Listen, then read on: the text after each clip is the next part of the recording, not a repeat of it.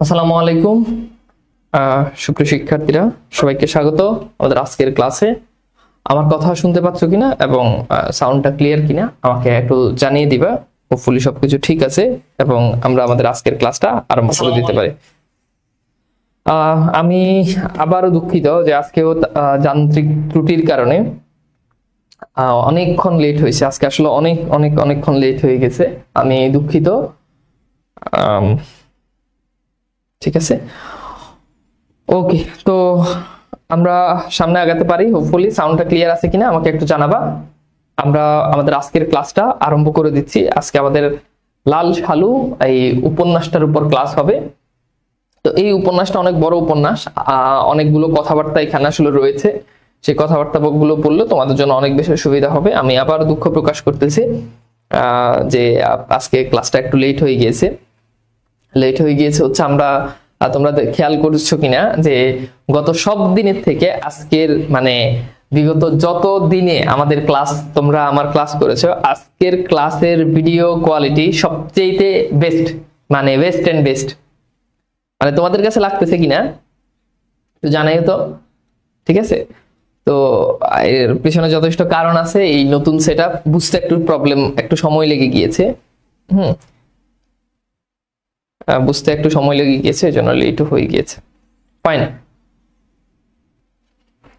ঠিক আছে। তো সবাই বন্ধু বান্ধবীকে একটু মেনশন দিয়ে দাও যাতে সবাই আমাদের ক্লাসটা যুক্ত হতে পারে। ওকে, আচ্ছা।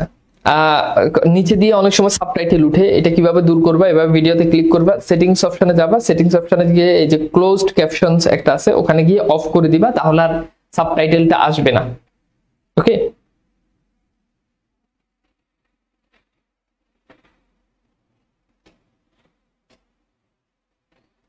আচ্ছা ঠিক আছে। তো আমরা শুরু করে দিই আমাদের আজকের ক্লাস। আমি কি সামনে আগাবো, ক্লাসটাকে আরম্ভ করব?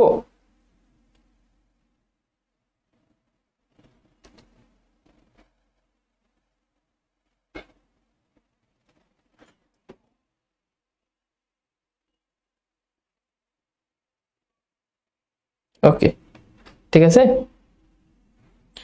গুড। তাহলে শুরু করে দিচ্ছি আমাদের আজকের ক্লাস। ঠিক আছে। পৃথিবীর বছরের দীর্ঘতম রাত পেরিয়ে সকালেই তোমরা ঘুম থেকে উঠে আমাকেই দেখলে নাকি? তোমাদের জন্য সৌভাগ্য। অনেকের অনেক কষ্টে রাত কেটেছে, অনেক দুঃখে রাত কেটেছে, অনেক অজানা স্বপ্নে বিভোর ছিল, তাই না? অচেনা স্বপ্নে বিভোর ছিল। সকালে উঠেই আমার সুদর্শন চাহনি।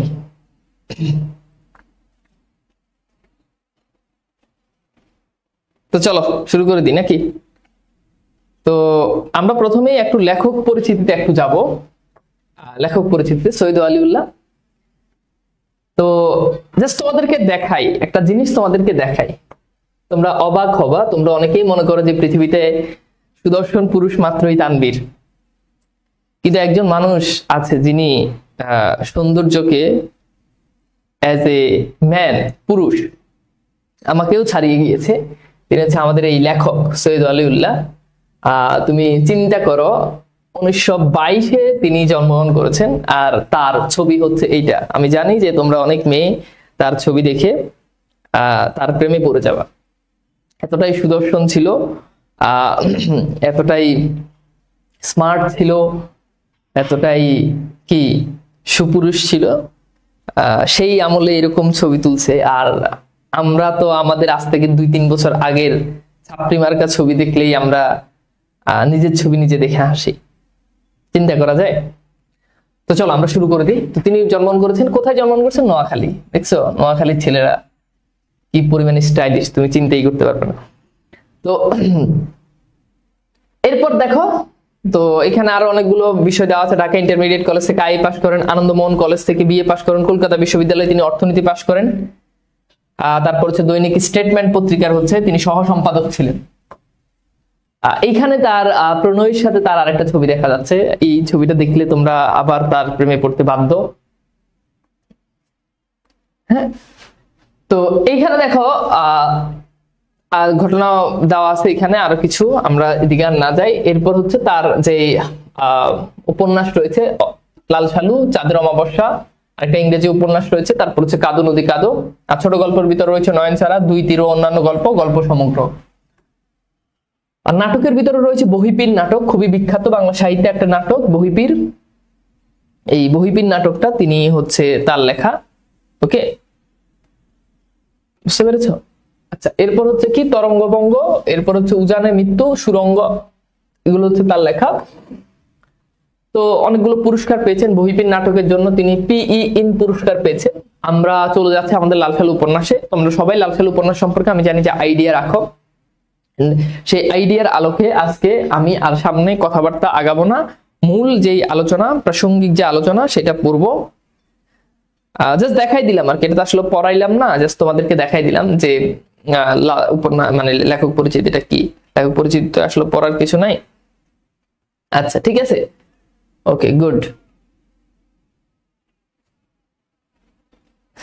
তো চলো আমরা চলে যাচ্ছি আমাদের ক্লাসে আবার। তো লালসালু উপন্যাসটা মূলত নোয়াখালী অঞ্চলকে ঘিরে লেখা। কোন অঞ্চল, পরীক্ষাতে প্রশ্ন আসে, কোন অঞ্চলের বর্ণনা আমরা পাই? নোয়াখালী অঞ্চল। তো গুরুত্বপূর্ণ ঘটনাগুলো, চরিত্রগুলো, ক্যারেক্টারগুলো হোপফুলি তোমরা সবই জানো, আমি আর সেই প্রসঙ্গে আলোচনা না করি, মূল আলোচনাতে হচ্ছে চলে যাচ্ছি। তো এইবার আসো আমরা দেখি শস্যহীন জনবহুল অঞ্চলে মজিদের জন্ম। তাহলে শস্যহীন জনবহুল অঞ্চল মানে যেখানে মানুষজন অনেক বেশি। তো মূলত কেন কোন অঞ্চলকে টার্গেট করতেছে? উত্তর হচ্ছে নোয়াখালী অঞ্চল। ওকে, এই নোয়াখালী অঞ্চলকে নিয়ে লিখেছে। বিশেষ অঞ্চলে লোক অনেক বেশি কিন্তু ফসল হয় খুব কম। এই অঞ্চলে মানুষ মানে ফসল খুব কম হয় কিন্তু মানুষ তার থেকে অনেক বেশি। যদি এখনকার চিত্র ভিন্ন, তখনকার কথা বলছে। ফলে এই অঞ্চলে অধিকাংশ মানুষ, বিশেষ করে পুরুষেরা এলাকায় না থেকে রাতের শেষ ভাগে দেশের বিভিন্ন এলাকায় চলে যায় জীবিকার সন্ধানে। তাহলে কেন যায় তারা? জীবিকার সন্ধানে তারা চলে যায়। অর্থাৎ এখানে কোনো ফসল নাই, চাষবাস নাই, সন্তানাদের খাওয়াইতে পারে না, এই জন্য তারা কি করে? রাতের শেষ অংশে তারা বিভিন্ন অঞ্চলে চলে যায় এবং নানা কাজে নিয়োজিত করে। মজিদও ভাগ্য অন্বেষণে মানে নিজের ভাগ্য পরিবর্তন করার জন্য, চাকরি বাকরির জন্য সে গাঢ় পাহাড় অঞ্চলে, এই গাঢ় পাহাড় অঞ্চলে সে কি করে? চলে যায়। সেখানে হাড় ভাঙা খাটুনির পরে, হাড় ভাঙা খাটুনি অনেক, সে সেখানে গিয়ে পরিশ্রম করে। তারপর সে যখন সচ্ছলতা পায় না, তখন সে ছল ছাতুরি মানে প্রতারণার আশ্রয় নেয়, পথ নেয় এবং নাটকীয় ভাবে মহব্বতনগর গ্রামে প্রবেশ করে। তাহলে সে কিভাবে মহব্বতনগর গ্রামে প্রবেশ করে? উত্তর হচ্ছে নাটকীয় ভাবে। সেই নাটকীয় ভাবে কিভাবে প্রবেশ করে আমরা সেই জিনিসটা এখন একটু জানি। তো এখানে দেখা যায় যে মজিদ নিকারপাড়া শ্রাবণের দুপুরে মতিগঞ্জ সড়ক, এই সড়কটা পরীক্ষা প্রশ্ন আসে, মতিগঞ্জ সড়কের উপরে মোনাজাতের ভঙ্গিতে দাঁড়িয়ে থাকে। যাকে প্রথম দেখতে পায় মহব্বতনগর গ্রামে মাছ ধরতে যাওয়া দুই ভাই। এই দুই ভাই, একটা হচ্ছে তাহের আর একটা হচ্ছে কাদের। এরা মাছ ধরতে গিয়ে দেখে যে ভর দুপুরে রাস্তার উপর মজিদ এইভাবে মোনাজাত ধরতেছে। তখন এই মহব্বতনগর গ্রামের মানুষজন সহ এই তাহের কাদেরা তো ভাবলো জান্নাত থেকে পালাই আসছে মজিদ, এত বড় একজন মানুষ যে ভর দুপুরে কিসের উপর? রাস্তার উপর দাঁড়ায় মোনাজাত ধরতেছে। সে তো কি আল্লাহওয়ালা, ফরেজগার নাকি? জান্নাত থেকে পালায় আসছে শত শত হুরকে ফেলে। তারপর দেখি তো মাছ ধরতে যাওয়া দুই ভাই তাহের কাদের, তারপর মজিদ চলতে থাকে মহব্বতনগর গ্রামের দিকে। তাহলে সে প্রথমেই ঢুকতেই একটা নাটক করলো। নাটকটা কি? নাটকটা দিয়ে সে মানুষের মন জয় করার জন্য চেষ্টা করতেছে। ঘটনা কি বুঝতে পারছো? এরপর খেয়াল করে দেখো, সে গ্রামে জমি জামা প্রতিপত্তি মালিক এবং গ্রামে মাতাব্বর খালেক ব্যাপারী। পরীক্ষাতে প্রশ্ন আসে গ্রামের মাতাব্বরের নাম কি? খালেক ব্যাপারী বাড়িতে উঠে এবং গ্রামবাসীর কাছে প্রচার করে গ্রামের প্রান্তে জঙ্গলের মধ্যে পুরাতন ভাঙা কবর রয়েছে, আসলে সেটি হলো মুদাসসির পীরের কবর। দেখছো, বলছে গ্রামের কবরের মধ্যে একটা প্রাচীন কবর আছে, সেই কবরটা হচ্ছে একজন পীরের কবর, যার নাম হচ্ছে মুদাসসির পীরের কবর।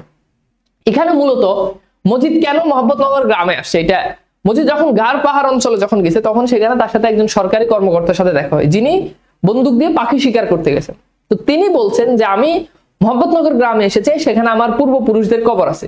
তো তো মজিদ চিন্তা করলো মোহাম্মদনগর গ্রামে ডেফিনেটলি কিছু পুরাতন কবর থাকবে। ওকে, সে স্বপ্নে আদিষ্ট হয়, সুখ শান্তি ছেড়ে এখানে চলে এসেছে, গ্রামবাসীকে জানায়। কত বড় বাটপার, চিন্তা করে দেখো। সে মানুষকে বলতেছে যে আমি আমার সবকিছু, জীবন যৌবন সংসার সবকিছু ছেড়ে আপনাদের কাছে চলে আসছি। কেন আসছি? আমি আসছি এই কারণে যে আপনারা আমাকে কি দ্বীনের খেদমত করার জন্য আমাকে নিয়োগ দিবেন। আমি আপনাদের খেদমতের জন্য, আল্লাহর সন্তুষ্টির জন্য আমি এসেছি। চিন্তা করে দেখো কত বড় বেয়াদব হইতে পারে সে। গ্রামের মানুষ, ওই যে সহজ সরল মানুষ, দিনও বুঝে না দুনিয়াও বুঝে না। ওই মোহাম্মদনগর গ্রামে একবার পরীক্ষার প্রশ্ন আছে, মোহাম্মদনগর গ্রামের মানুষ বুঝে কি? বুঝে খালি পেট। পেট, কিছু মানুষ আছে না, পেট শান্তি তো দুনিয়া শান্তি, আর দুনিয়ার কোথায় বিশ্বযুদ্ধ হয়ে গেছে এটা তার দেখারই দরকার নেই। এ ছিল এরকম গ্রামের মানুষজন। তখন কয়েকদিনের মধ্যে জঙ্গল কেটে পরিষ্কার করে পুরনো ভাঙা কবরকে মাজারে পরিণত করে, কবরের উপর দিয়ে দেয় লাল শালু কাপড়। লাল শালু কাপড় এরকম এরকম একটা অংশ কি বানানো হয়।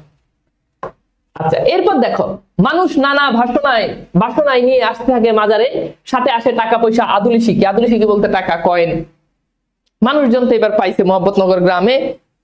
হ্যাঁ, এই বাহিরের কমেন্ট করো না প্লিজ, বাহিরের কমেন্ট করো না। মানুষ তো পাইছে মোহাম্মদনগর গ্রামে একটা বিশাল আল্লাহওয়ালা মানুষ আসছে। এই মানুষ যার মনে যত কামনা বাসনা সব নিয়ে মানুষ আসে টাকা দেয়, যে বাবা টাকা দিলাম, নেন টাকা, আমার এইটা চাই। কারো বিয়ে হচ্ছে না, লাগা টাকা মজিদ রে। কারো সন্তান হইতেছে না, লাগা টাকা মজিদ রে। হাতের ভিতরে টাকা ঢুকাই দিলেই বাচ্চা হয়ে যাবে। কারো গাছে নতুন ফল ধরছে, প্রথম ফলটা নিয়ে মজিদ রে খাওয়া। আল্লাহওয়ালা মানুষ, সাত সাত ফেরেশতা জান্নাত থেকে পালায় আসছে, এই লোকরে খাওয়াইতে পারলেই তো জান্নাত নিশ্চিত, আছে না? তো এখন ঘটনা হচ্ছে এইরকম। এরপর মাজারের পাশে বাড়ি তৈরি করে দেয়, বাস করতে থাকে মজিদ। আস্তে আস্তে মজিদ অবস্থাশালী হয়ে ওঠে। সেই গ্রামের মধ্যে মজিদের সুনাম সম্মান পাওয়ার আস্তে আস্তে জৌলস আস্তে আস্তে বাড়তে থাকে। এরপর দেখি যে গ্রামের রহিমা নামে একটি বিধবা মেয়েকে মজিদ বিয়ে করে। ওই গ্রামেরই একটা মেয়ে যার নাম হচ্ছে রহিমা। রহিমা হচ্ছে তার প্রথম স্ত্রী। রহিমাকে সে বিয়ে করে। মেয়েটি দেখতে লম্বা চওড়া হলেও ভীতু স্বভাবের। এই মেয়েটা মজিদের সম্পর্কে আমরা জানতে পাই, মজিদ ছিল মূলত শীর্ণ দেহের অধিকারী, খুবই রোগা পাতলা চিকন ছিল। রোগা পাতলা এবং কি ছিল? চিকন। কিন্তু পক্ষান্তরে দেখা যায় মজিদের প্রথম বউ রহিমা, সে দেখতে ছিল লম্বা, শুধু লম্বা না, দেখতে ছিল চৌড়া, কিন্তু স্বভাবে ছিল সে ভীতু। এজন্য তার ক্যারেক্টারকে তাকে বলেছে খোলস। খোলস যেমন বাহিরে, ভিতরে আসলে কোনো কিছু নাই। সে ভিতর দিক থেকে, মনের দিক থেকে সেরকম দুর্বল ছিল। কি ছিল? দুর্বল ছিল। হ্যাঁ, মজিদ ভয় পায়, মজিদকে সে ভয় পায় এবং মজিদের পূর্ণ আনুগত্য করে। পূর্ণ আনুগত্য সে করে। একটা বলছে আপনার মতো, এটাকে ব্যান করা হোক, আপনার মতো এটাকে ব্যান করা হোক। এই আলামিন হালাদার, এই ছেলে প্রায় সময় এরকম উল্টা উল্টা সত্য কমেন্ট করে, এটাকে ব্যান করা হোক। এটা কোন ধরনের কথা? আমি কি আমি তো এটা নিয়ে ভয় পাই। আমি দেখি, তোমরা ইতিহাস ঘেটে দেখো, যারা দেখবে যে বেশি চিকন ছেলে, এদের বউ হয় মোটা চৌড়া। যে মসজিদের ক্ষেত্রেও তাই। ঠিক আছে? তো এটা আসলে খুব দুঃখজনক এবং মর্মান্তিক, এটা ভেবে খুবই কষ্ট পাই। আচ্ছা, এরপর দেখো মজিদকে ভয় পায়, তার আনুগত্য করে। গ্রামের মেয়েরা রহিমার কাছে আসে নানা সুপারিশের জন্য। মেয়েরা, গ্রামের বিভিন্ন মেয়েরা যে মজিদকে বলে, কেউ যে কোনো সমস্যা পড়লে আসে কি সুপারিশের জন্য তার কাছে আসে। গ্রামের লোকেরা মজিদকে মান্য করে। এই গ্রামের লোকেরা চিনে জমি। এবার দেখো আমি তোমাদেরকে বলছি, এই গ্রামের লোকেরা চিনে জমি, ধান আর পেট। এই যে জমি, ধান, পেট, এর বাইরে আর কিছু চিনে না। তাদের মুখে খোদার নাম নাই। তারা খোদার নাম নাই, ওই যে খালি খায় ঘুমায়। মানুষেরা পরিশ্রম করে ফসল ফলায়। তারা মনে করে যে উপরওয়ালা ফসল দেয় না, ফসল আমরা নিজেরা চেষ্টা করে আমরা নিজেরা ফলাই, এটা তারা মনে করে। ওকে, তাদের গলায় মজিদ যখন গান শোনে তখন তার ভালো লাগে। মজিদ বলে, ইস গান ভালো লাগে না, তোমরা এই সবাই গান গাও কেন? তোমাদের মুখে থাকবে আল্লাহ তাআলার বাণী, তোমরা গান। তাদের বুঝাতে চেষ্টা করে রিজিক দেওনেওয়ালা খোদা, অর্থাৎ রিজিক দেয় খোদা, দেখ আমাকে রিজিক দিছে, আমি এসে তোদের উপর কাঁঠাল ভেঙে খাইতেছি, তো রিজিক খোদা দেয়, আল্লাহ চাইছে দেখে এটা আমি এখানে আসছি। মসজিদের জমি যত সম্মান বাড়তে থাকে, গ্রামের মাতাব্বর তার কথা ছাড়া কথা বলে না। ওই যে খালেক ব্যাপারীর সাথে তার সাথে বিশাল ঘনিষ্ঠতা তৈরি হয়। সলা পরামর্শ আদেশ উপদেশের জন্য তারই কাছে আসে। খরা পড়লে খরা তো বুঝো, যখন মানে ধান একেবারে বৃষ্টির অভাবে যখন সবকিছু মানে ধান যখন হচ্ছে না, জমি যখন একেবারে কি হয়ে যাচ্ছে, জমি যখন একেবারে কি তোমার শুকিয়ে যাচ্ছে পানির অভাবে, তখন যখন খরা পড়ে তখন মানুষ তার কাছে ছুটে আসে। কার কাছে? মসজিদের কাছে তখন ছুটে আসে, এবং খতম পড়ার জন্য কোরআন শরীফ খতম দেয় না, এটার জন্য। এখন তারা বুঝে খোদা রিজিক দেও না আলা। এবার মসজিদ তাদের ব্রেন ওয়াশ করতে পারছে। যদিও কথা সত্য যে রিজিক খোদা দেয়, এটা কোনো ডাউট নাই, কিন্তু মসজিদ ব্যাপারটাকে অন্যভাবে নিয়ে তাদেরকে বুঝাইছে আর কি, তার নিজের ইয়ের জন্য আর কি, বুঝছো, নিজের এই সুবিধার জন্য। মসজিদ আত্মবিশ্বাস পায়, সে গ্রামে প্রভাব বিস্তার করতে সক্ষম হয়। গ্রামে কারো কোনো সমস্যা হলে তার কাছে নালিশ নিয়ে আসে। তো এইবার এখানে আমরা আরেকটা জিনিস দেখি, যেমন হাসুনির মা একটা ক্যারেক্টার আমরা পাই। হাসুনির মা তার বাপ মার বিরুদ্ধে নালিশ নিয়ে আসে। হাসুনির মায়েদের বাপ ভাইয়া তাদের বিরুদ্ধে তার অনেক অভিযোগ, তার বাপে সারাক্ষণ ঘরে অশান্তি করে। তখন সে নালিশ নিয়ে আসে কার দিকে? ওই রহিমার কাছে বা মসজিদের কাছে সে নালিশ নিয়ে আসে। কারণ তারা ঝগড়া বিবাদ করতেই থাকে। মসজিদ সবাই ডাকে তাহির কাদেরের বাপকে। মনে রাখবে, তাহির কাদের কিন্তু আবার হাসুনির মায়ের ভাই। তাহির কাদের কে বলো? হাসুনির মায়ের ভাই। বাবাকে সাবধান করে দেয়। এবার মসজিদ তাদেরকে সাবধান করে দেয়। এদেশে রাগান্বিত হয়ে বাড়িতে যে তার মেয়েকে মারধর করে বলে, মেয়ে হাসুনির মা আবার মসজিদের কাছে বিচার প্রার্থী হয়। এবার যখন বিচার দিছে আর এবার মসজিদ এবার খুব শক্তভাবে হাসুনির মায়ের বাপের বিচার করলো, তাহির কাদেরের বাপের, যে তুমি তোমার মেয়েকে কেন মারছো, তুমি ঘরে কেন অশান্তি করো, তোমার কি এটা উচিত হচ্ছে? তাৎক্ষণিক সে রিঅ্যাকশন নিছে, তাৎক্ষণিক মসজিদ অ্যাকশন নিছে। প্রশ্ন হচ্ছে তাৎক্ষণিক কেন অ্যাকশন নিছে? তাৎক্ষণিক অ্যাকশন নিছে এই কারণে অ্যাকশন নিছে, বুঝছো? তো বুঝতে পারতেছ, হাসুনির মা মূলত রহিমার বিভিন্ন কাজে টুকটাক কাজে এগিয়ে দিত, কিন্তু যখনই এগিয়ে দেওয়ার জন্য আসতো তখন মসজিদ হাসুনির মার দিকে মানবতার দৃষ্টিতে দেখতো, মানবতার দৃষ্টিতে তাকে পর্যবেক্ষণ করত, যে হাসুনির মা শুকাই যাচ্ছে কিনা, হাসুনির মা শরীর স্বাস্থ্য ঠিক আছে কিনা, মানবতার দৃষ্টিকোণ থেকে সে অবজারভেশন করতো, বুঝছো? এরপর যখন এবার সেই লোক ক্ষিপ্ত হয়ে হাসুনির মাকে আবার দেয় মায়ের, যে আমি আমার ঘরে কি করবো না করবো, তোরা আমি খাওয়াই আমি মারবো, তুই বাইরের মানুষের কাছে বিচার দিবি কেন? তা বুঝো। তখন আবার হাসুনির মা কি করে? আবার মসজিদের কাছে যায়, সে মেয়ের কাছে মাপ চাবে। এবার মসজিদ বিধান করে যে তুমি মেয়ের কাছে মাপ চাবে আর মাজারে 5 পয়সা সিন্নি দিবে, এটা হচ্ছে তোমার শাস্তি। এটা কি? এটা হচ্ছে তোমার শাস্তি। এবার তাহির কাদেরের বাপ লজ্জায় অপমানে নিরুদ্দেশ হয়ে যায়। এবার সে লজ্জা পায়, নিরুদ্দেশ হয়ে যায়। কেন নিরুদ্দেশ হয়ে যায়? যে মেয়ের কাছে আমি বাপ হয়ে মাপ চাইবো, এটা কেমন অবিচার, কেমন অন্যায়, এটা কি হয়? মসজিদ চায় প্রভাব খাটাতে, মসজিদ চায় যে প্রভাব খাটাতে, তার অবস্থান অটুট রাখতে। 3 গ্রাম পর আওয়ালপুরের নতুন পীরের আগমন ঘটলে দলে দলে মানুষ সেদিকে যেতে থাকে। এবার মসজিদ কি আর শান্তি পায় না, কারণ এবার তার ব্যবসায় ভাটা পড়ছে। আওয়ালপুরের পীর, তার দিকে মানুষ দলে দলে মানুষ ছুটতেছে।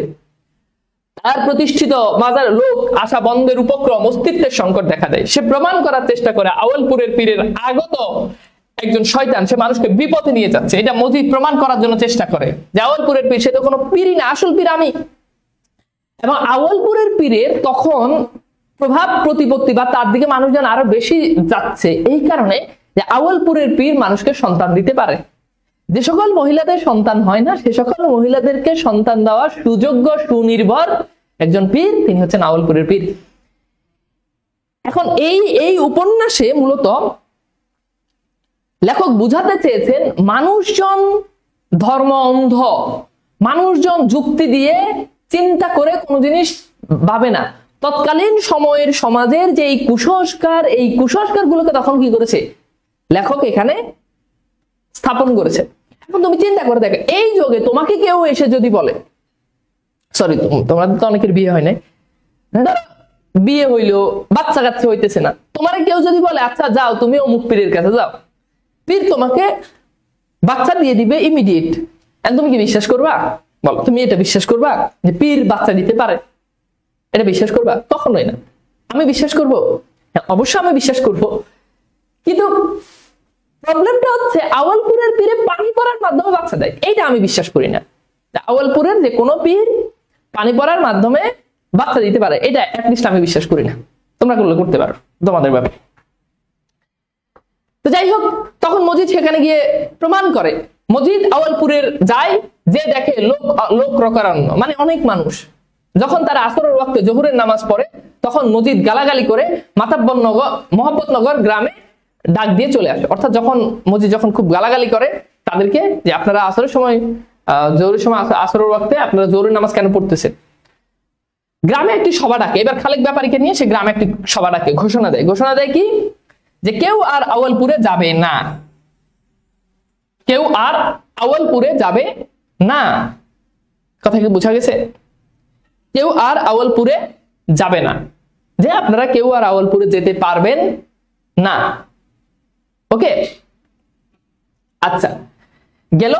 এরপর আসো আমরা একটু দেখি, কিন্তু খালেক ব্যাপারী সহজে আউয়ালপুরের পীর মানুষকে বিপদে নিয়ে যাচ্ছে, আর মজিদ পীর মানুষকে সুপথে নিয়ে যাচ্ছে। সুতরাং আউয়ালপুরে যাওয়ার প্রশ্নই আসে না, বুঝছো? আচ্ছা, এরপর খেয়াল করে দেখো, এরপর তোমাদেরকে একটু বলে রাখি, কৃতজ্ঞতা প্রকাশ না করলেই না। দুটো জিনিস, একটা হচ্ছে এই যে সংক্ষিপ্ত এই কাহিনী, এটা আমি একটা বই থেকে নিয়েছি, একাডেমিক একটা বই থেকে। বইটা ভেনাস পাবলিকেশন, নাম বলে দিই, না হলে আবার মানে অকৃতজ্ঞতা প্রকাশ করা হবে। আর এখানে কিছু সুন্দর সুন্দর কিছু ছবি দেখতে পাবা। এই ছবিগুলো আমি একটা গ্রুপ থেকে নিয়েছি, গ্রুপটার নাম না বললেও অকৃতজ্ঞতা প্রকাশ করা হবে। গ্রুপটার নাম হচ্ছে বাংলা সাহিত্য বিষয়ক মিমস, এরকম একটা গ্রুপের নাম। ওকে, এবার আসো আমরা একটু দেখি। তো এরপর বলছে, কিন্তু খালেক ব্যাপারী প্রথম স্ত্রী আমেনা বিবির সন্তান কামনায় ধলামিয়াকে দিয়ে আগত পীরের কাছে পানি পড়ার জন্য আনার ব্যবস্থা করে খালেক ব্যাপারী। আচ্ছা, এই কনসেপ্টটা আমি একটু বুঝাই। তো ঘটনা হচ্ছে, খালেক ব্যাপারী ইতিমধ্যে নিষেধ করে দিয়েছে যে গ্রাম থেকে কেউ আউয়ালপুরের পীরের কাছে যাওয়া এটা টোটালি নিষিদ্ধ। এটা টোটালি কি? এটা টোটালি নিষিদ্ধ, এটা নিষেধ। কিন্তু খালেক ব্যাপারী তার আবার মানে সন্তান হয় না। খালেক ব্যাপারী কি হয় না? সন্তান হয় না। তখন সে প্রথমে যাকে বিয়ে করে তার নাম ছিল আমেনা। তো আমেনাকে বিয়ে করে, কিন্তু আমেনা ছিল নিঃসন্তান। আমেনাকে বিয়ে করার পর সে দেখে যে আমেনাকে দিয়ে সন্তান হচ্ছে না। তখন যারই সন্তান না হোক, এখন আধুনিক সায়েন্স বলে যে অধিকাংশ ক্ষেত্রে ছেলের দোষের কারণে বাচ্চা হয় না। তখন খেয়াল করে দেখো, তো তখন এই যে ছেলের দোষের কারণে বাচ্চা হয় না, তখন যাই হইতো খালি মেয়ের দোষ। তো খালেক ব্যাপারী তাই মনে করলো। তারপর সে তানু বিবি নামে একজনকে বিয়ে করলো। তো এই যে তানু বিবি ছিল, তার ভাইয়ের নাম ছিল ধলামিয়া। এই ধলামিয়া মূলত তার ভাই ছিল। তখন আমেনা বিবি সে নিঃসন্তান, তার কোনো সন্তান নাই। কিন্তু তানু বিবি বিয়ের কয়েকদিন পরে সে প্রথম সন্তানের মা হয়ে গেল। ঘটনা এখানেই শেষ না, পরপর সে আরেকটা সন্তান মা হয়ে গেল। এখন আমেনা তো হতাশ, আমি এই খালেক ব্যাপারীর সাথে, খালেক তোমার সাথে আমার আজ এত বছর ধরে আমি থাকতেছি, অথচ খালেক আমার কোনো সন্তানাদি হলো না। এটা কি মানা যায়? এটা কেমন অমানবিক, অমানসিক, এটা কি সম্ভব? এটা কি মানা যায়?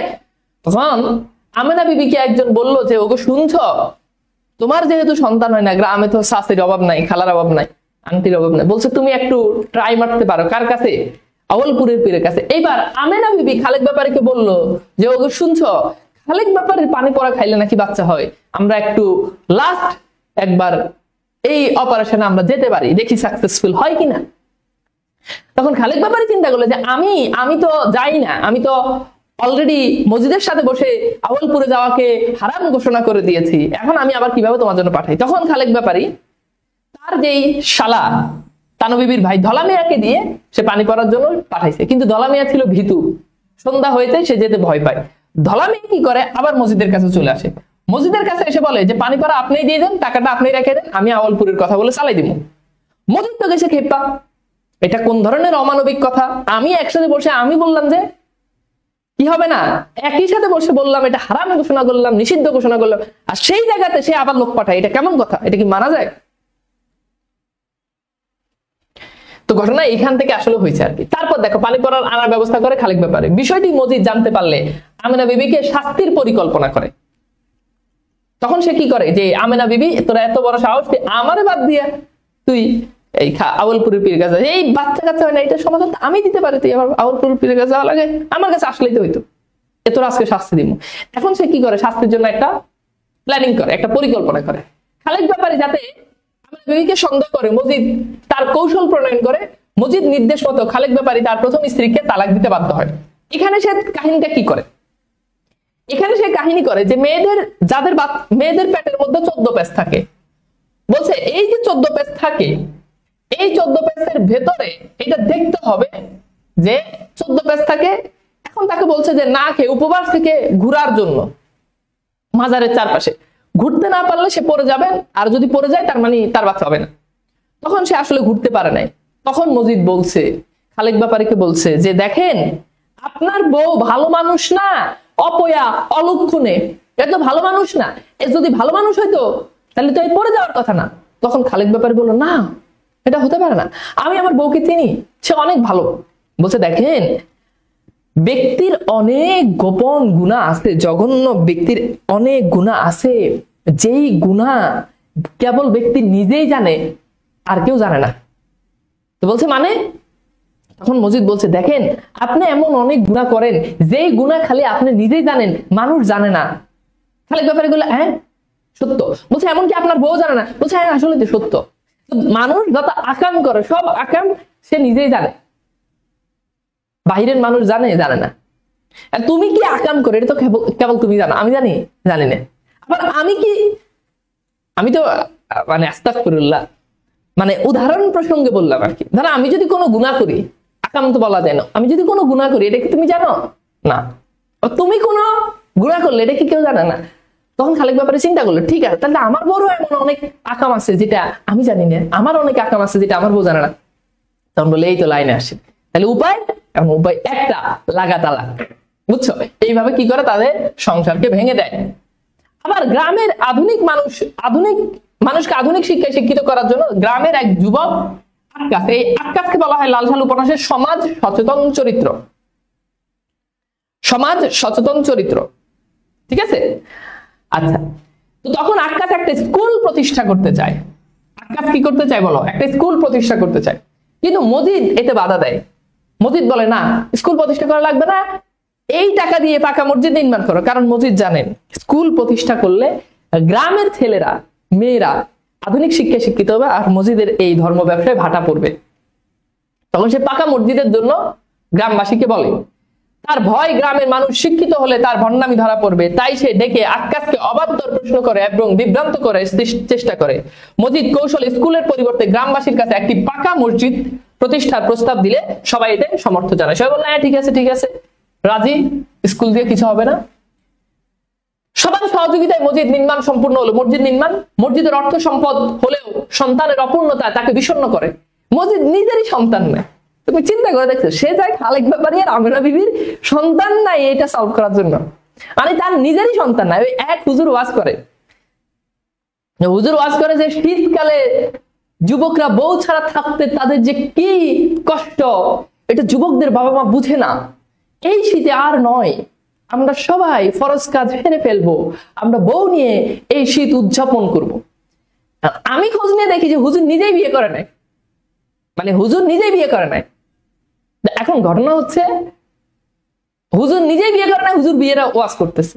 হুজুর নিজেই বিয়ে করে নাই, হুজুর পোলা পাইন্ডে বুঝাইতেছে যে এই শীতে বিয়ে করা। আর ভাই তুই আগে বিয়ে কর, আগে নিজে বিয়ে করো না, পোলা পাইন্ডে ওয়াজ করতেছে কিভাবে বিয়ে করে। আমি তোমাদের মতো এরকম, আমি নিজের কোনো অভিজ্ঞতা নাই বিয়ে শাদী সম্পর্কে, তবু মাঝে মধ্যে একটা জ্ঞান ট্যান দিয়ে দিই। দুনিয়া চলতেছে এইভাবে, বুঝছো।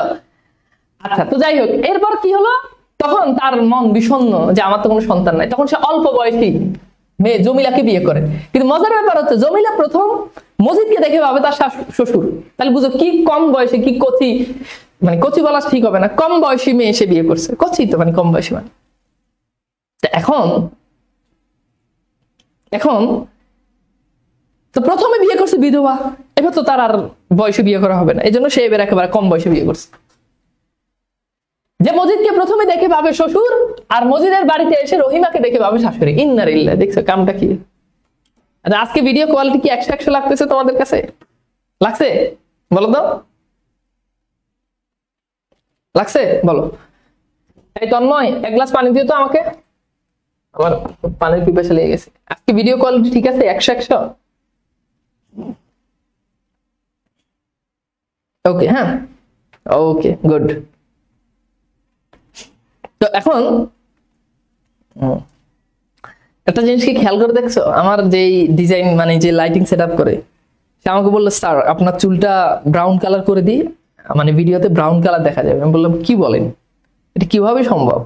সে বলছে অবশ্যই সম্ভব। আমি বললাম কিভাবে? সে উপরে একটা বাতি লাগাই দিছে, বুঝছো, একটা গোল্ডেন কালার বাতি। এই বাতি নাকি আমার চুলের উপর বরাবর দিছে, বলছে আপনার স্টুডেন্টরা দেখবে যে আপনার চুল ব্রাউন কালার। আসলেই তো আমি দেখি যে ঘটনা সত্য, আসলে আমি দেখি যে ঘটনা সত্য। এই চুল দেখো ঝিলিক ঝিলিক করতেছে, চিন্তা করা যায়? আচ্ছা, ওকে, তাহলে এখান পর্যন্ত আমরা দেখলাম যে সে জমিলাকে বিয়ে করে। এবার আসো আমরা একটু দেখি, তো জমিলাকে বিয়ে করার পরে আমরা এইখানে দেখতে পাই যে প্রথমে মজিদ এবং রহিমা তাকে অবোধ বালিকা, মানে যে কোনো জিনিস বুঝে না, অবোধ বালিকা মনে করে। আস্তে আস্তে তার স্বরূপ প্রকাশ পেতে থাকে। কিন্তু জমিলা আসলে মজিদের বিপরীত। হ্যাঁ, তিনটা ধারার মানুষ ছিল, যে ছিল প্রতিবাদী নারী চরিত্র। মনে করলো আস্তে আস্তে তার স্বরূপ প্রকাশ পেতে। মজিদ চায় তার অন্তরে খোদার ভয়, মজিদের ভয়, স্বামীর ভয় আনার জন্য। কিন্তু জমিলা তার স্বভাব সুলভ আচরণ করতে থাকে। সে শব্দ করে হাসে, সাজগোজ করে, এবং সে ধপধপ ধপধপ করে হাঁটে, মানে সে খুব হই হুল্লোড় করে হাঁটে আর কি, বুঝছো? তো এখন তো মজিদ তার বিবিদেরকে বলতো, বলতো যে মাটির মধ্যে জোরে, রহিমা যে ছিল, রহিমা তার শক্তিশালী দেহ ছিল, অনেক চোরা ছিল, যেন সে দপদপ করে হাঁটে। তো সে তার স্ত্রীদেরকে বলতো, কি বলতো যে অমন করে হাঁটে নাই বিবি, মাটিরে কষ্ট দাও গুনাহ। মানে চিন্তা করো, মাটিরে কষ্ট দাও। এই কথা কেউ বললে কলিজা ছিঁড়া দিয়ে দিতে পারে। আল্লাহ, মাটি নিয়ে ওই মানুষ চিন্তা করে মাটির গুনাহ, মাটি নাকি গোস্বা করে। সে বলে মাটি গোস্বা করে, অমন করে হাঁটতে নাই, মাটি গোস্বা করে। তখন মাটির অনেস্ট রিয়াকশন, যে তুই আমার নিয়ে এত ভাবিস মজিদ, আর মানে মাটির নিয়েও সে ভাবে। চিন্তা করা যায়? ওকে, আচ্ছা, এরপর দেখি তো দেখো খুব আস্তে আস্তে হাঁটতেছি। কেন হাঁটতেছি? কারণ মাটি গোস্বা করবে, মাটিতে কষ্ট দেয় গুনাহ, এই জন্য খুব আস্তে আস্তে। আচ্ছা, এইবার আসো আমরা দেখি। এরপরে একদিন সকালে কোথা থেকে মাথায় সনের মতো চুলওয়ালা এক খ্যাংটা বুড়ি মাজারে এসে তীক্ষ্ণ আর্তনাদ শুরু করে। সে আসে খোদার বিরুদ্ধে নালিশ করতে। মানে চিন্তা করো, সে আসে খোদার বিরুদ্ধে মসজিদের কাছে নালিশ করতে। তুমি বুঝতে পারতেছ? খোদার বিরুদ্ধে মসজিদের, যে মসজিদ তুমি খোদার বিচার করো, নাউজুবিল্লাহ। চিন্তা করা যায়? আচ্ছা, তার একমাত্র ছেলে মারা গেছে। সে 5 পয়সা বের করে, মানে তার কাছে ছিল এই 5 পয়সা বের করে মসজিদের দিকে ছুঁড়ে বলে, সব দিলাম, খোদা যেন এবার পোলাটারে জান ফিরাইয়ে দেয়। অর্থাৎ আমার যা ছিল দিয়ে দিছে, এবার আমার ছেলের প্রাণ ফিরাই দাও।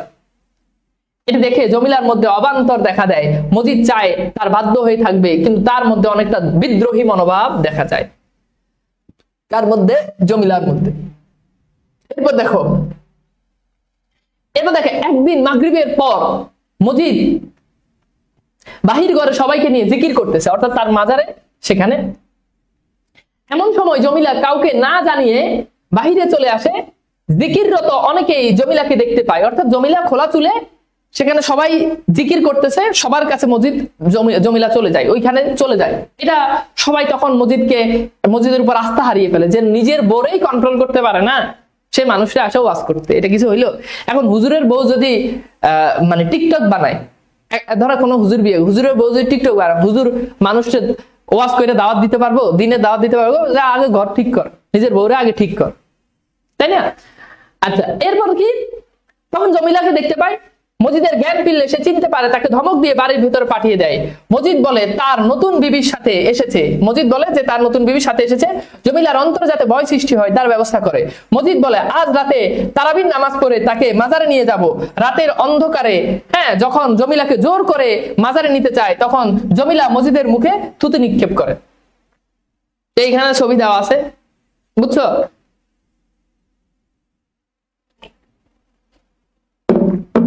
বুঝছো? আচ্ছা, এরপর আসো, এরপর দেখি মজিদ তখন পাজাকলে পড়ে, মানে খুব বিপদে পড়ে, মাজার ঘরে বেদে এসে দোয়া দুরুদ পড়ে। সে জমিলাকে বলে জিনের আসর বলে মনে হচ্ছে, রাতে মাজার ঘরে থাকলে জিন চলে যাবে, তার হৃদয় খোদার ভয় সৃষ্টি হবে। মজিদ একা জমিলাকে রেখে চলে আসে।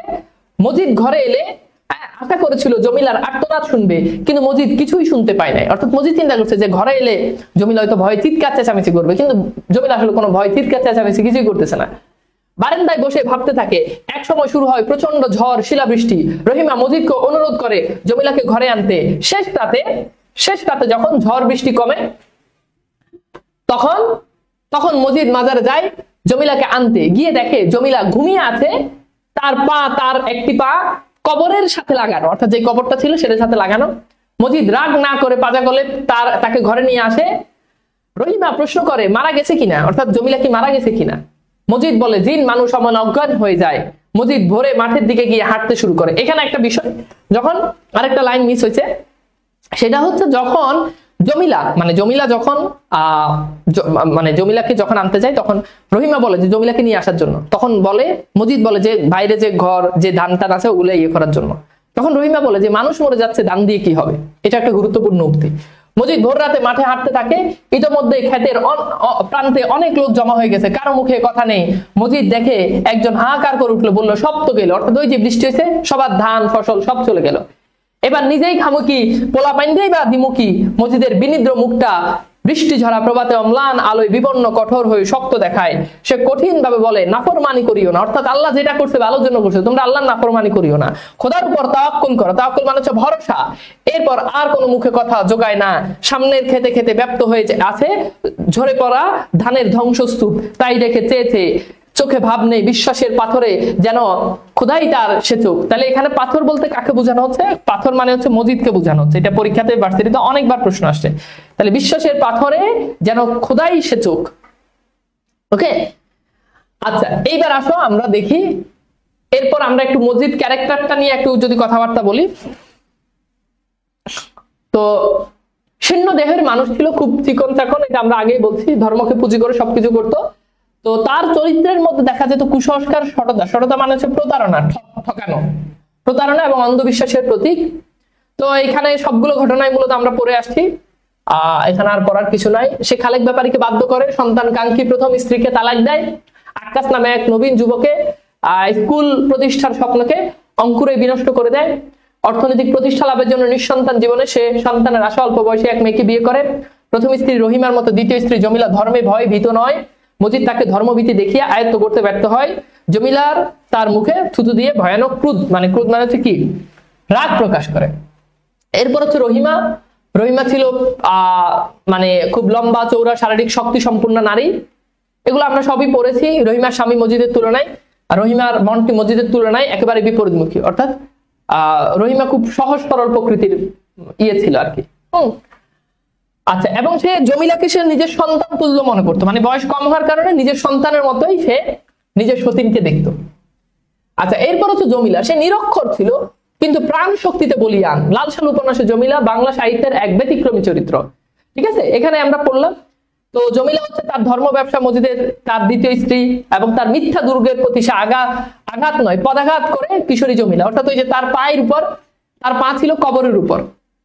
প্রথমে তাকে দেখে মনে হয়েছিল সে বেড়াল ছানা, অর্থাৎ বেড়াল ছানা যেমন দেখতে সুন্দর, মনে হয় যে কিছুই বুঝে না এমন, কিন্তু অচিরেই দেখা গেল সে আসলে প্রাণময়তার উচ্ছল এক চড়ুই পাখি। তাহলে এখানে তাকে তুলনা করা হয়েছে কার সাথে? চড়ুই পাখির সাথে, যে খুব উড়ে এরকম। কোনোভাবেই মজিদ তাকে বসে আনতে পারেনি। সে উচ্ছল হাসি আসে, কৌতুক করে কথা বলে, স্বামী ও সতীনের বয়স নিয়ে সে কটাক্ষ করে। এমনকি মুদাসসির পীরের কবরের গল্প বানিয়ে বলার পরও দুরন্ত মেয়েটির মনে ভয় জাগে না, অর্থাৎ সে মাজার কেউ সে কি ভয় পায় না। তো এখানে এগুলো পড়তো জমিলা, তাকে ঘরে বেঁধে রেখে, এগুলো সবগুলো আমরা পড়ছি। ওকে, এবার আসলে আমরা একটা প্রশ্ন সলভ করি। তো লাল সালু উপন্যাসটি সংলাপে কোন অঞ্চলের ভাষা ব্যবহৃত হয়েছে?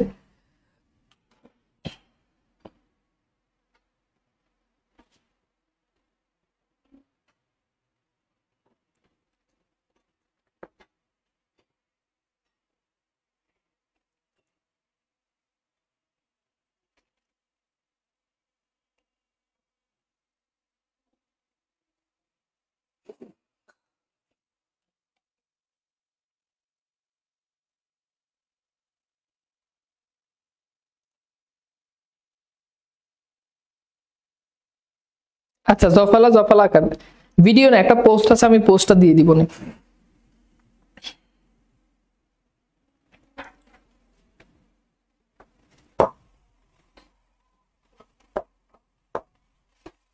তো এটার উত্তর কি হবে? এটার উত্তর হচ্ছে নোয়াখালী। হ্যাঁ, ওকে। এরপর দেখো, এটা দেখো, লাল সালু উপন্যাসে গ্রামে স্কুল প্রতিষ্ঠা করতে চেয়েছিল কে? আর তোমাদেরকে একটু বলে রাখি, তোমরা পুরো গল্পটা মানে পুরো উপন্যাসটা পড়বা। আমি এখানে পড়ানোর পর চেষ্টা করবা, স্পেশালি যারা যারা মানবিক বা বিভাগ পরিবর্তন, বিগত সালে অনেক প্রশ্ন আসছে খুব ডিপ থেকে, ঠিক আছে? আগে অনেক সহজ সহজ প্রশ্ন আসতো উপন্যাস থেকে। তো আমি পুরো কনসেপ্টটা তোমাদেরকে ভালো করে বুঝাই দিলাম, এবং দেখবা যে এই কনসেপ্ট থেকে অনেকগুলো প্রশ্ন তুমি সলভ করতে পারবা। তো বাংলাভাষ বইটা খুব ভালো করে পড়বা, পরে হচ্ছে মূল বইটা, যাদের হাতে সময় আছে, যারা অনেক ভালো করতে চাও, ভালো করার জন্য ডেফিনেটলি মূল বইটা একবার পড়ে রাখবা। এই সিরিজে পড়লেও পড়ছো, না পড়লেও নাই, বাট এখন একবার পড়ে নেওয়াটা উচিত।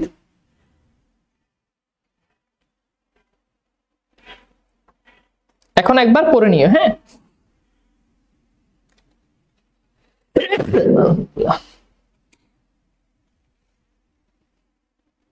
ওকে।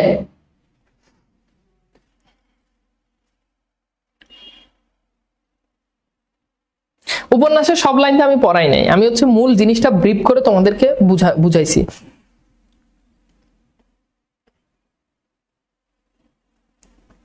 বাসায় বসে বারবার রিভিশন দাও। কোচিং এ গিয়ে মডেল টেস্ট দিতে না পারলে বাসায় গিয়ে রিভিশন দাও।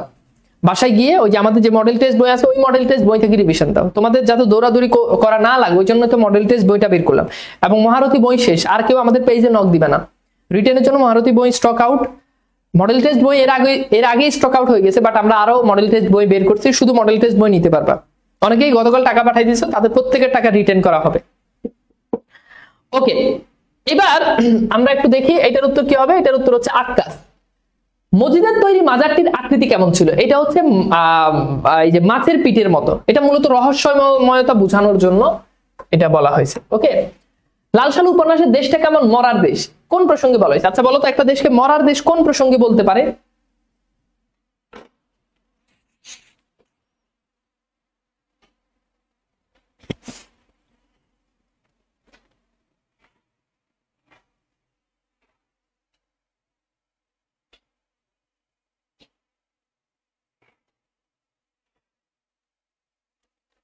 তোমরা খালি বলো এটা পড়লে হবে, এটা পড়লে হবে। আরে বাবা, এটা পড়লে হবে, ওইটা পড়লে হবে, এটা তো পরের আলোচনা। আগে তো এটা পড়ে শেষ করে ফেলাও, কিন্তু শেষই তো করতে পারো না। এটা পড়লে হবে, ওইটা পড়লে হবে, এটা তো পরের আলোচনা। আগে পড়া শেষ করে ফেলাও।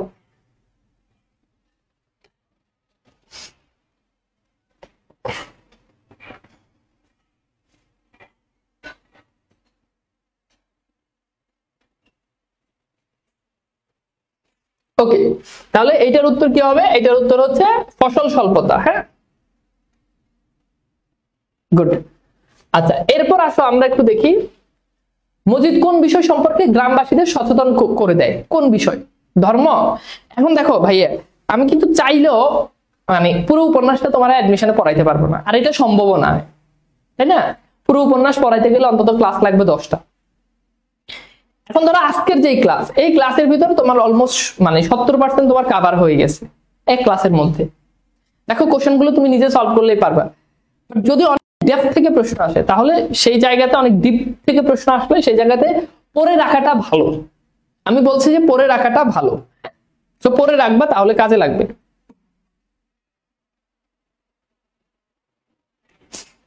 আচ্ছা, হ্যাঁ, আচ্ছা, এরপর আসো ধর্ম। ওকে, কলমা জানো মিয়া, এই কথা মজিদ কাকে জিজ্ঞেস করেছে? তো এই কথাটা মজিদ মূলত জিজ্ঞেস করেছে দুদু মিয়াকে। তো এখানে একটা দুদু মিয়া একটা চরিত্র আছে। তো দুদু মিয়াকে যখন সালিশ বসছে তখন দুদু মিয়াকে সে বলছে যে কলমা জানো মিয়া, এবং তাকে আরো একটা প্রশ্ন করছে। সে মূলত 7 সন্তানের জনক ছিল, 7 সন্তানের জনক। তাকে বলছে কলমা জানো মিয়া, খতনা করাইছে তোমারে, এটাও বলছে, বুঝছো? আচ্ছা, এরপর আসো লাল সালু উপন্যাসের শুরুতে কোন সড়কের নাম উল্লেখ করা হয়েছে বলতো? এই যে এগুলো দেখো সব রিসেন্ট কোশ্চেন, 23-24 একেবারে রিসেন্ট কোশ্চেন।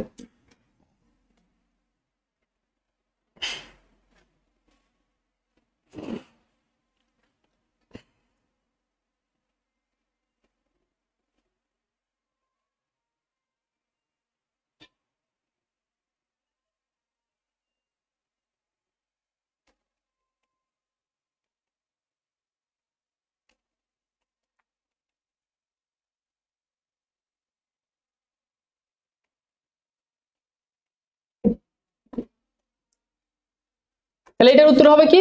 মতিগঞ্জের সড়ক। ওকে, এরপর দেখো লাল সালুতে মহম্মদনগর ছেড়ে কোন গ্রামে উল্লেখ আছে? মহম্মদনগর ছাড়া কোন গ্রামের উল্লেখ আছে? মানে মহম্মদনগর গ্রাম ছাড়াও আরো একটা গ্রামের নাম উল্লেখ আছে। এখন বলতে হবে সেটা কোন গ্রাম বলতো? গুড। ওই যে আউয়ালপুরের পীরের কথা বলছে মনে আছে? তো আউয়ালপুরের পীর, এই আউয়ালপুর মূলত গ্রাম, ওই গ্রামে যে পীরের আবির্ভাব ঘটেছে তাকে বলেছে আউয়ালপুরের পীর। আচ্ছা, এবার দেখো মোহাম্মদনগরে আগমনের পূর্বে মসজিদ কোথায় ছিল? সব দেখো রিসেন্ট প্রশ্ন, 23-24 উপন্যাস নাটক থেকে এখন অনেক বেশি প্রশ্ন আসে। যদিও সি ইউনিট বা ক ইউনিট তাদের জন্য এটা খুব বেশি গুরুত্বপূর্ণ না, আর যারা বিভাগ পরিবর্তন খ ইউনিট তাদের জন্য ডেফিনেটলি অনেক অনেক অনেক বেশি গুরুত্বপূর্ণ। ভালো করে পড়বা। তাহলে এটা তো আমরা জানি যে মোহাম্মদনগর আগমনের পূর্বে মসজিদ কোথায় ছিল, এইটা। হ্যাঁ, ওকে। এখন অনেকেই বলতে পারো যে ভাইয়া নোয়াখালী তো হবে। হ্যাঁ, নোয়াখালী থেকে তো এখানে আসছে, এইটার পরে গেছে মোহাম্মদনগর গ্রামে। তার মানে মোহাম্মদনগর গ্রামে আসার আগে ছিল গারো পাহাড়ে। ওকে, লাল সালু উপন্যাসে কোন চরিত্রে হাঁটার সময় মাটি আওয়াজ হয়? ওই যে বলছিলাম, এটা আমি ক্লাসে বলছিলাম। এটা সলভ করো তো।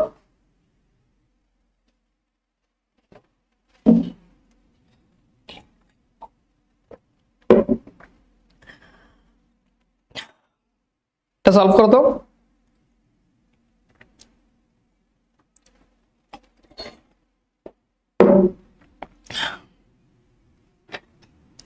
তাহলে এইটা কি হবে? এইটা হচ্ছে রহিমা ধপধপ ধপধপ করে হাঁটে, বলছি না? ওকে, এরপর হচ্ছে কি? ধান দিয়ে কি হইব? মানুষের জান যদি না থাকে উক্তিটি কার? এটাও ক্লাসে বলছি, এটা সলভ করো। আমি কিন্তু ক্লাসে অনেক ইনফরমেশন, গুরুত্বপূর্ণ ইনফরমেশন, স্লাইডে যে ইনফরমেশন গুলো ছিল এগুলোর বাহিরেও তোমাদেরকে অনেক ইনফরমেশন আমি দিয়েছি।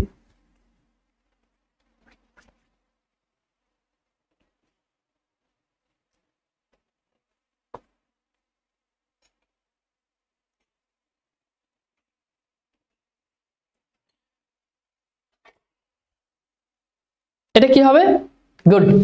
তাহলে এইটা হবে রহিমা বলছে কোন প্রসঙ্গে বলছে? যখন জমিলাকে যখন মানে আটকায় রাখছে, ধরে রাখছে, তখন সেই প্রসঙ্গে বলছে। হ্যাঁ, ওকে। আচ্ছা, এরপর আসো যে মজিদ চরিত্রটি কিসের প্রতিভূ? মানে এটা আসছে বিউপিতে। তো মানে মজিদ চরিত্র কোন জিনিসটাকে রিপ্রেজেন্ট করে?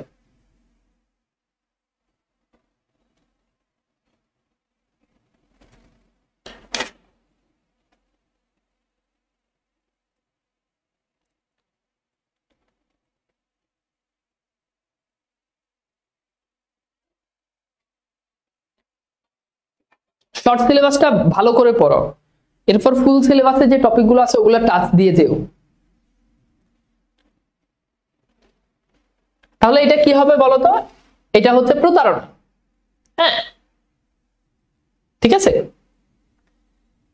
কথা কি বুঝতে পারছো?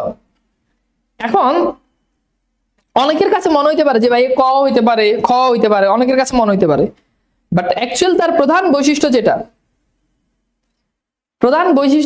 সেটা তো কি? সেটা তো হচ্ছে প্রতারণাই হয়, তাই না? এখন খেয়াল করে দেখো, শাসন হইতে পারে, শোষণ হইতে পারে, কিন্তু সংহার হয় না। সংহার মানে হচ্ছে ধ্বংস।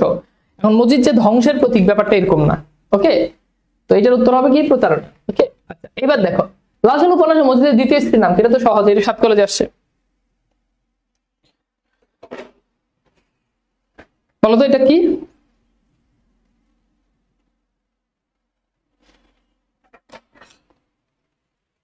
গুড, তাহলে এটা হবে কি? জমিলা। লালসালু উপন্যাসের লেখক কি উন্মোচন করেছেন? রক্ষণশীলতার মুখোশ, ধর্মান্ধতার মুখোশ, প্রতারণার মুখোশ, কুসংস্কারের মুখোশ।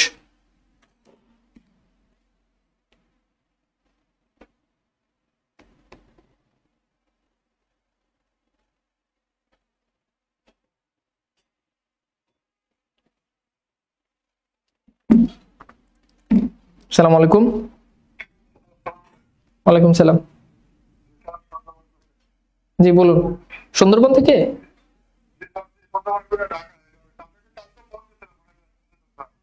কি বিষয়? ও আচ্ছা, আপনাকে একটু পরে ব্যাক করা হবে। ওকে, তাহলে এটা কি? ধর্মান্ধতার মুখোশ। ওকে, এরপর দেখো, নাফরমানি করিও না, খোদার উপর তাওয়াক্কুল রাখো। উক্তিটা কার? এটা আমরা পড়ছি না? এই উক্তিটা কার বলো তো?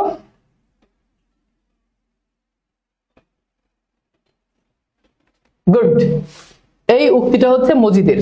যখন ওই যে গ্রামের মানুষজন যখন মানে ঝড়ে যখন সবকিছু একেবারে লন্ডভন্ড করে দিছে, তাই না, তখন মজিদ এই কথা বলছে।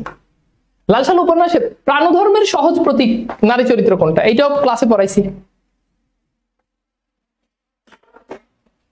এটা কি হবে বলো তো?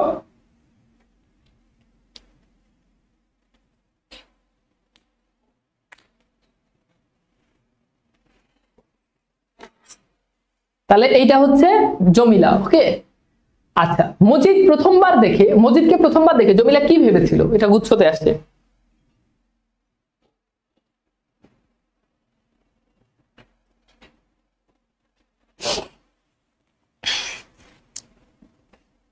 এটা কি হবে?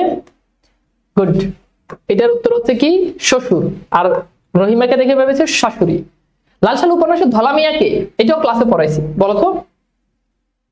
তো একদম ইজি জিনিস, মানে উপন্যাসটা কঠিন না, উপন্যাসটা পড়েও যেমন মজা লাগে, উপন্যাসটা একটু পড়লে দেখবে যে তুমি যদি পুরো বই যদি রিডিংও পড়ো তোমার কাছে আসলে বোরিং লাগবে না। ওকে, তাহলে এটা কি হবে বলো তো?